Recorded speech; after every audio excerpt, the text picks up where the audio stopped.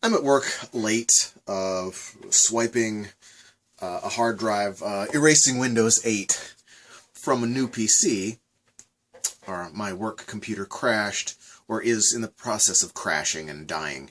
So I thought I'd just stop down and get a new cheap computer and hook it up to all the stuff that I've got, and wouldn't you know it, Windows 8 doesn't work with any of the hardware that I've got for my business. So, brand new computer doesn't work for what I needed.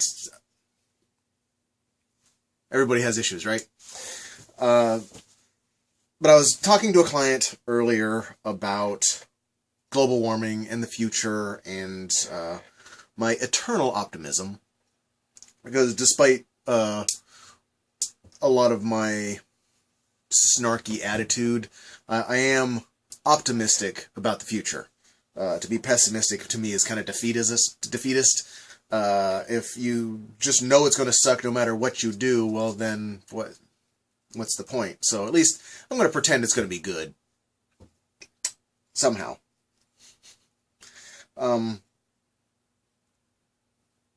it got to I got to questioning my intelligence and how I see the world. Particularly about cannabis, hemp. Actually, particularly about hemp.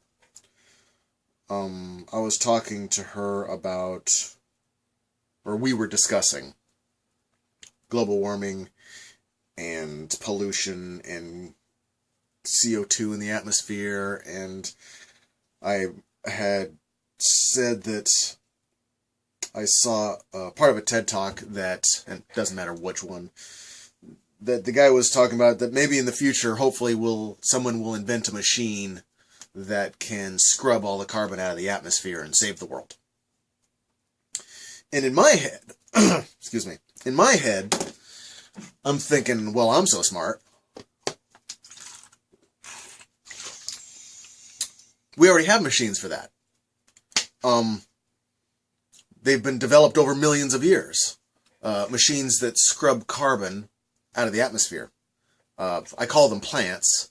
I don't know what ancient man used to call them, but plants developed over millions of years have evolved to pull carbon out of the atmosphere to build their structure. All well and good. So building these giant machines that would more than likely run on fossil fuel, pessimistic there, to save the world, I don't know why everybody seems to continue to think we need an engineering, technological answer for global warming. I like gadgets probably more than anybody else I know. I am all for better bodies by better technology. But when it comes to saving the world, renewable energy, scrubbing the atmosphere clean, we all already know plants do the job. I mean, just me saying that, plants make oxygen, clean the air, absorb CO2, do all that. So my issue, or my thought is, because I was in my head, and I probably mentioned this several times, if we just switch to hemp for pretty much everything, for me it's housing and construction and cars, cabinets, roads, patios, everything I believe should be made out of hempcrete in particular, where CO2 comes from burning carbon, making it into a gas. It goes up into the atmosphere and collects heat and does all kinds of nasty stuff, as everybody's probably tired of hearing about. I'm going to ramble a bit because I'm really tired and I'm here really late, and you're just going to get it. So the carbon, when you burn fossil fuels in particular, but it doesn't have to be a fossil fuel. It can be anything. You burn diamonds.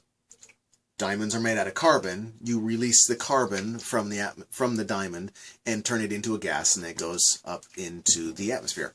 The reason that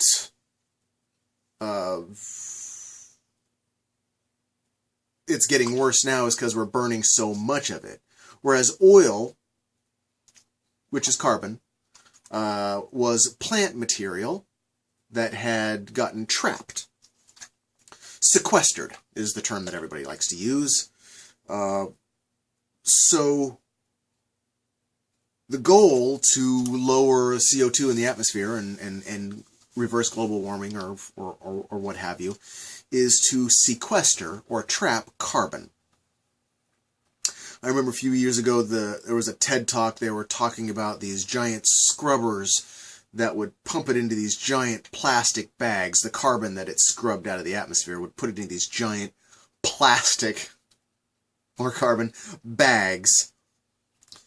And then they would sink these bags down into the ocean to where the sea pressure was heavy enough that it would keep the bags of air and carbon down on the bottom. And then it would be safe forever and ever in plastic bags, right? And at the time I was thinking, wow, that's cool, that's super high-tech and super amazing, and so, well, yeah, let's do some of that.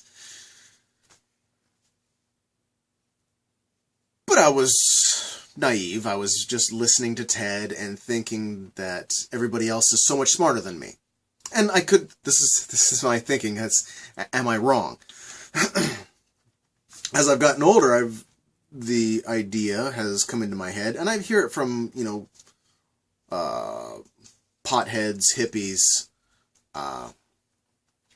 tree huggers, fringe people. They talk about it a little bit,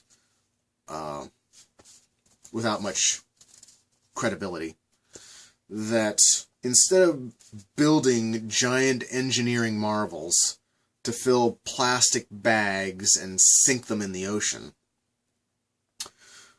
my thinking, and the thinking of others, I won't just take credit for it, but my thinking, I'm going to take credit for it, fuck it, is that if hemp,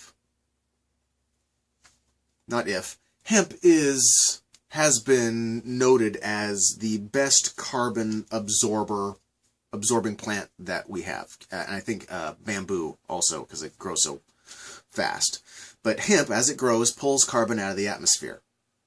That's the flesh of the hemp, the plant itself, and the oil, all the physical stuff it pulls out of the air, carbon, and builds itself out of that. It gets moisture and some nutrients out of the ground, but mostly it's carbon out of the atmosphere.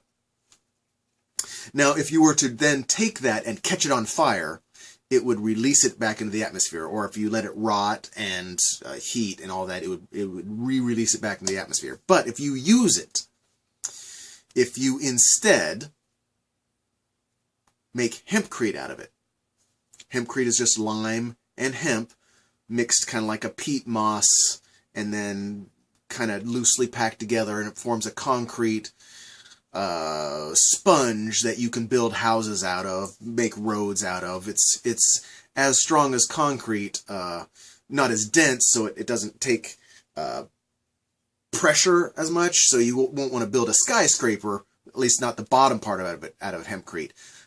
You'd still want concrete, but for the majority of domiciles, houses, just regular houses people live in, hempcrete would be just fine. You're not bearing a huge load. It's just a house. But if you mix that with lime is a powder. It over time absorbs carbon to turn back into rock. So when you mix it with the hempcrete or the hemp with lime, it treats it, makes it fireproof, bug-proof, resistant. I'll just say resistant. So that it doesn't catch on fire. It slowly over time turns into rock because it's been impregnated with lime. So what you've done essentially is forever sequester the amount of carbon that hemp has absorbed into your house or into that structure or into the road. It's not going to catch on fire. We can't harvest it and burn it for fuel, say, once it's hempcrete. So instead of building these giant technological monstrosities to scrub the carbon and then put them in these bags or do whatever with the carbon, make diamonds out of it and shove it up our ass. Whatever it is, this thing that you think we're going to do with these machines, hemp can already do that. And not only will hemp pull carbon out of the atmosphere, we will then have a building material superior to concrete in many ways for regular houses. So you're getting building material, you're getting oil, fuel, you're getting products from this. So not only is it sequestering, in many cases forever, the carbon out of the atmosphere, you're also negating and doing away with carbon heavy uses where you're cutting down trees and making a lot of concrete and all this wasteful building supplies, asphalt for billions of miles of road going to nowhere. You can replace those carbon emitting technologies with carbon sequestering technologies, all by using hemp. This is a rambling video, I know. I'm tired. But my issue is, am I wrong? Am I so pompous to think that I'm smarter than everyone else? Which I don't. I don't think I'm smarter, but I don't understand why people aren't talking about this, why corporations aren't getting on this. I know hemp is illegal because people might smoke it and get a headache. But Canada, I mean, there's other countries, and we are starting to in America now. Even Texas Oil and the concrete industry, why aren't they getting on this? Am I wrong about how simple the answer could be? Because I start to wonder. I watch news, they talk about hemp and building or making shirts and handbags and bracelets and soap. Well, soap is cool, but making stuff out of hemp. And then in the next breath, talk about global warming and the disasters that's coming, and gosh, I hope we find a way to fix that, and we need to sequester carbon, we need to have a carbon tax, and blah, blah, blah, blah. Where is my disconnect where I'm not seeing how ridiculous I'm being and stupid for continuing to bring this up over and over and over? What am I missing? Or why is everyone else missing this?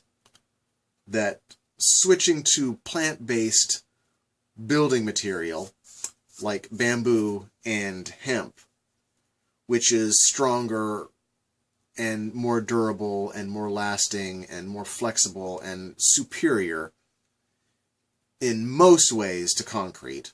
We'll still use concrete, of course, for things, but for many things it can be replaced with plant-based building material. Henry Ford built his first cars out of hemp. The engines were designed to burn hemp oil, so it becomes a renewable resource.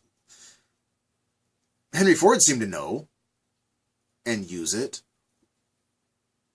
Have we become so brainwashed that we can't even see it anymore? And if that's true, why can I see it, and why am I preaching to the choir? Because anybody that's watching this video is already of the same mind that I am. And all of, 20 people, maybe, since we switched formats to Google Plus or YouTube, Google Tube, however you want to say it.